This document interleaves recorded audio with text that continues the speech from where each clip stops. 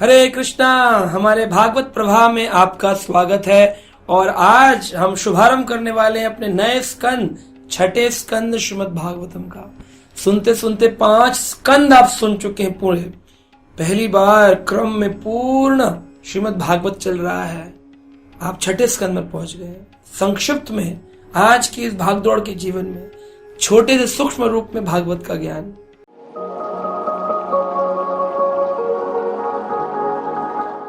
छठे स्कंद के पहले अध्याय में सुखदेव गोस्वामी परीक्षित को अभी पिछले अध्याय में नरकों का वर्णन कर रहे थे। उसको सुनकर के परीक्षित घबरा गए, बोले इतने प्रकार के नरक, ऐसी क्या क्रिया की जाए कि इन नरकों में न जाना पड़े। इसका प्रश्न परीक्षित ने सुखदेव गोस्वामी से पूछा। सुखदेव गोस्वामी ने कहा, देखो, पाप इस संसार में हर व्यक्ति करता है। कोई जीव मनुष्य ये नहीं कह सकता मैंने पाप नहीं किया है, मैं कोई पाप नहीं करता हूं। जैसे अनगिनत लोग भगवान को बिना भोग लगाए भोजन खाते हैं। गीता के 3 अध्याय में लिखा है, यज्ञ शिष्टान अश्नो मुच्यन्ते सर्व कल विषय। जो व्यक्ति भगवान को भोग लगा के खाता है वो पाप से रहित भोजन खाता है, लेकिन जो व्यक्ति यज्ञ शिष्टान अश्नो मुच्यन्ते सर्व कल विषय भुजन्ते ते अघम पापम ये पच्यन्ति आत्म कारणात्। जो व्यक्ति अपनी इंद्र तृप्ति के लिए भोजन बनाता है वह केवल पाप ही खाता है। अब कितने लोग हैं संसार में, होटलों में, ढाबों पर, ठेलों पर भगवान कृष्ण को बिना भोग लगाए खा रहे, गीता के अनुसार पाप खा रहा है। तो अब इतने पाप व्यक्ति ने कर लिए। कितने सारे पापों की चर्चा तो हमने अपने पिछले स्कंद के आखिरी अध्याय में की, जिसके कारण नरक जाना पड़ता है। यह सुनकर व्यक्ति घबरा जाता है, कहता है मुझे कोई तरीका बताइए मुक्ति का। तो 3 प्रकार के तरीके शास्त्र बताते हैं। पहला है कर्म कांड, दूसरा है ज्ञान कांड, तीसरा है उपासना कांड। कर्म कांड, कर्म कांड का अर्थ है कर्म करके और मैं अपने पाप को हटाना चाहता हूं, पाप के कर्म फल को हटाना चाहता हूं। मुझसे कोई बिल्ली मर गई, पंडित जी के पास गया, पंडित जी बिल्ली मर गई, अब पाप लगेगा, मुझे भी मरना पड़ेगा। बोले नहीं नहीं नहीं नहीं, नहीं कुछ नहीं करना। पंडित जी बोलेंगे सोने की बिल्ली बनाओ और वो बिल्ली ला करके आप मंदिर में दान कर दो। पंडित जी इससे मेरे कर्म कट जाएंगे। हाँ हाँ बच्चा, चिंता की बात नहीं। बस यही है कर्म कांड का ट्रैप, माया का खेल। जिस व्यक्ति ने कोई गलत कर्म किया है वो व्यक्ति उस कर्म के फल का हकदार है। कितना भी अच्छा कर्म कर लो वो कटेगा नहीं। व्यक्ति कहे अच्छा तो कर्म कांड से नहीं बच सकते। नहीं, ज्ञान कांड, ज्ञान बहुत अच्छी बात है। ज्ञान कांड, ग्रंथ पढ़ेंगे, वैदिक ग्रंथ पढ़ेंगे, वेदा पढ़ेंगे, बहुत कुछ पढ़ेंगे। पढ़ने से ज्ञान प्रवेश होगा और मेरे पाप समाप्त हो जाएंगे। तपस्या कर लेंगे, कोई पश्चाताप कर लेंगे, कोई प्रायश्चित का बता दीजिए तरीका, कोई गंडा कलावा धागा बांध देंगे पेड़ों के पास, परिक्रमा यात्रा कर लेंगे, कुछ तो होगा। बोले 1 बोतल शराब की, शराब भरी हुई है उसके अंदर और धागे में बांध कर रस्सी से गंगा जल में लटका दी। 1 महीना लटकी हुई, बाहर निकाली, अंदर क्या है? शराब। अंदर जो प्रवृत्ति है पाप करने की, ऊपर आप गंगा जल डाल रहे हैं, अंदर क्या होगा? प्रवृत्ति कैसे बदलेगी? कर्म कांड से कटता नहीं, ज्ञान कांड से हटता नहीं। कैसे हटेगा ये प्रवृत्ति पाप करने की? बोले जैसे उपासना कांड, भगवान का भजन का जो मार्ग है, गीता भागवत जो गाती है, उस मार्ग को पकड़ लो तो आप अपने पापों के फल से मुक्त हो सकते हो। केवल और केवल भगवान के नाम में ऐसी शक्ति है। कलयुग केवल नाम आधारा, सुमिर सुमिर नर उतर ही पारा। और कोई तरीका नहीं है ही नहीं। बोले फिर क्या किया जाए?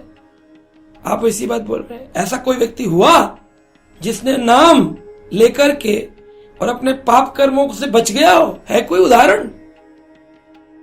सुखदेव गोस्वामी कहते हैं हाँ है।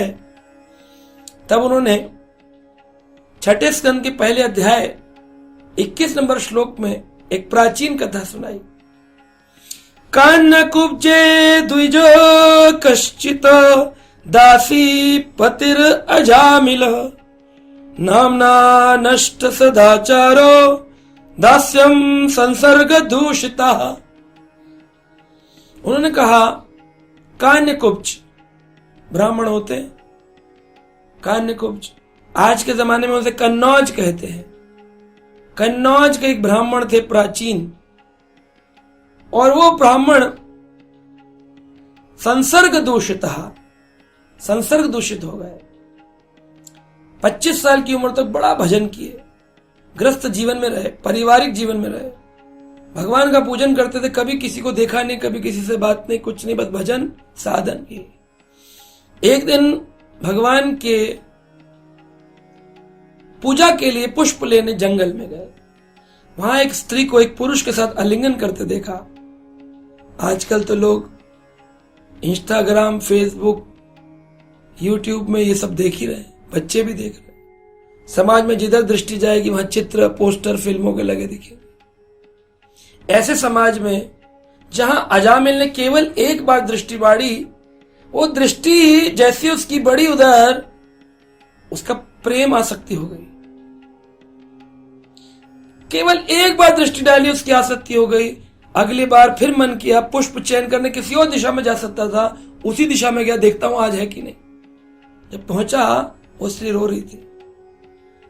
प्रेम करने लगे, बोले क्या हुआ, क्यों रोती हैं? वह स्त्री कंधे पर हाथ रख के बोलती है, जाओ, तुम कौन हो? कहा मैं तुम्हारा मित्र हूं, तुम्हारा दुख मुझसे देखा नहीं जा रहा है, बताओ क्या बात है, इतनी सुंदर हो, क्यों रो रही हो?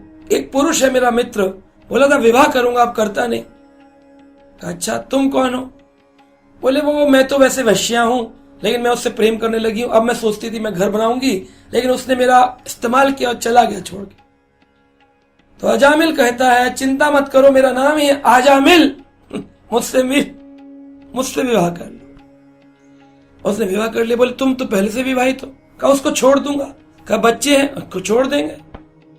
सारे परिवार का त्याग करके आजामिल ने उस वैश्य स्त्री से विवाह कर लिया, रहने लगे। संसर्ग दूषित, संसर्ग से दूषित हो गया। अब ये जो अजामिल थे, उन्होंने 10 पुत्र पैदा किए इस वैश्य स्त्री से, और वैश्य की इच्छाएं बड़ी प्रबल थी। स्त्री की इच्छाएं बड़ी प्रबल होती हैं, वो व्यक्ति को किसी भी रास्ते पर दबा गिरा सकती है। बोली मेरे लिए धन लाओ, बच्चों के लिए धन लाओ, ये लाओ, बंगला गाड़ी बनाओ, पैसे लाओ, पढ़ाई के लिए लाओ।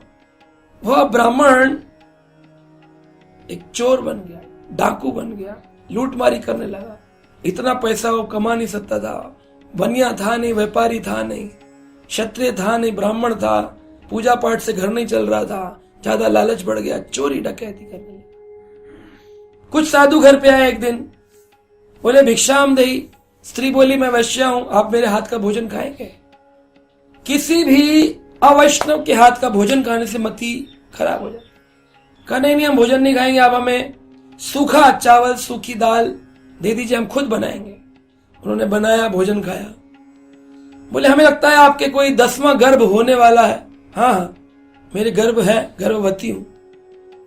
क्या नाम रखेंगे बच्चे का? बोले अभी सोचा नहीं। कहा हम बता दें? बताइए महाराज। इसका नाम नारायण रख लेना। नारायण? ना ना ना ना, मेरे पतिदेव आएंगे, वो तो बिल्कुल भगवान के विपरीत है, ऐसे भोगी हैं, अब वो किसी की नहीं सुनते। कितनी उम्र है उनकी? 88 साल। 88 साल? इतने बड़े होकर, वृद्ध होकर आज कहां गए? डकैती करने गए। अपनी फौज के साथ रात को जंगल में चोरी करते हैं, फिर भोग करते हैं, एंजॉय करते हैं। आप पुत्र का नाम नारायण रखना। ठीक है महाराज। अजामिल आया, साधु आए थे। क्या करने आए थे? कहा आपके लिए संतान का नाम दे गए नारायण, मुझे नहीं रखना नारायण। बोले मैं कहती हूं ना, एक बच्चे का नाम मेरी इच्छा से। कहा ठीक है चलो।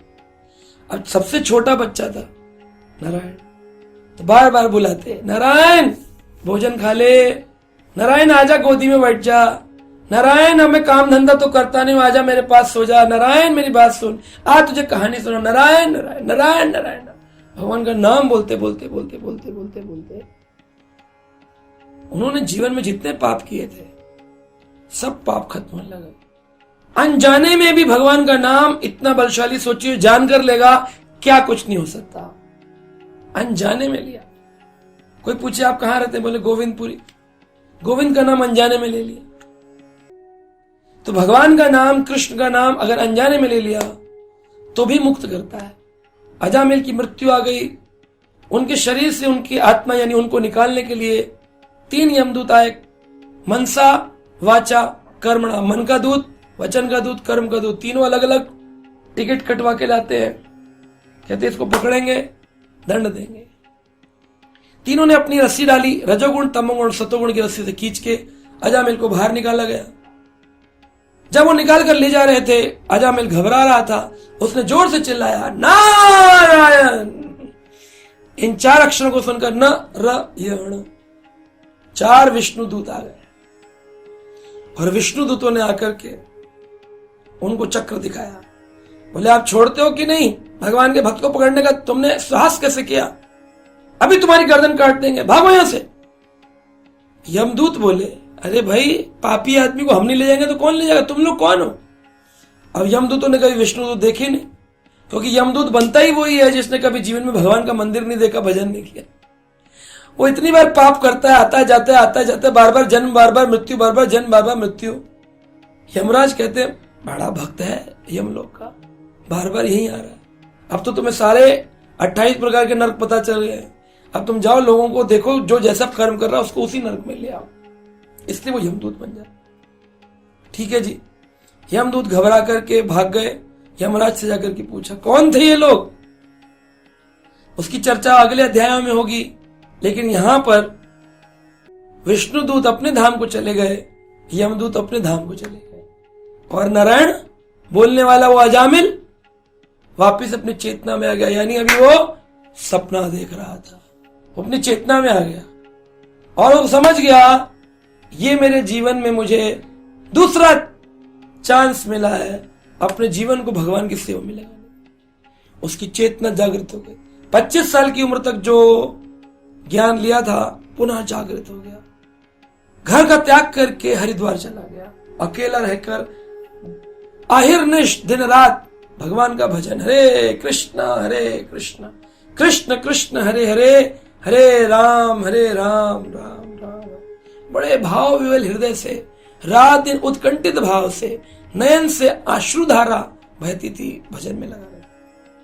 भजन करते करते करते करते कुछ महीने निकले थे और पुनः विष्णुदूत आए और इसको चतुर्भुज रूप प्रदान कर धाम को ले गए।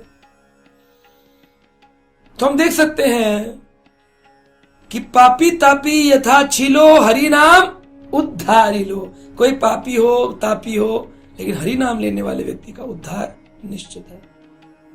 तो यमराज ने यमदूतों को क्या समझाया, यमदूतों ने यमराज से क्या कंप्लेंट करी, विष्णुदूतों की क्या चर्चा हुई, इसकी चर्चा अगले अध्याय में, अगले एपिसोड में करेंगे। तब तक के लिए हरे कृष्णा।